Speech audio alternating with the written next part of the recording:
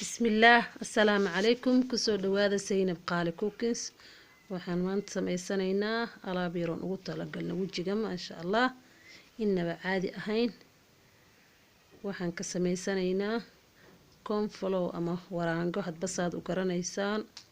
haddii aad channelkeena ku cusub tahay fadlan subscribe kadibna gambaleelka si aysan ku dhaafin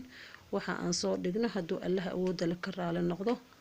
haddana waxaan guda galaynaa hawsheeni waxa weelka aan hadda ku shubayaa hal qaado oo waraanga ah qaadada cuntada lagu cuno ah kadib waxaan ku darayaa in yar oo biyo ah dabka ayaan soo saaray insha Allah waa alaab inaba caadi ahayn soo tijaabiya natiijadeeda marka ayaad arki doontaan haddii aad wax ka faa'iidana u sii shargale walaalahaada kale si ay uga faa'iideystaan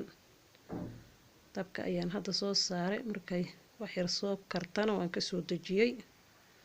waxaan ku daray saliida qumbaha waxa kale oo ku darayaa saliida xulbada iyadana qaadada afkeeda hore insha Allah ma buuxinay qaadada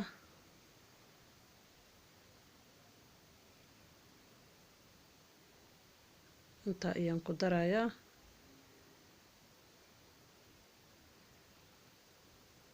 waxa kale oo ku darayaa biyaha maawardiga ama rose water iyadana qaadada aad uma buuxinay haddii ay ku dhibayaan biyaha rose water-ga waxaad ku bedelan kartaa caano ama biyo caadi hadba ku aad jeceshahay ma sha Allah waa alaab inaba caadi ahayn wajiga dhalaal iyo qurux ku siinayso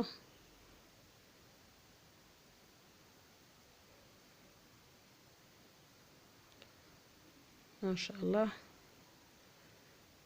sidaas ayaad iskugu qasayaa waa walaashin Zainab Qaali oo idin leh like subscribe share la wadaag asxaabtaada wixii comment hoos noogu reeb assalaamu calaykum waraxmatullaahi tacaala wabarakaatu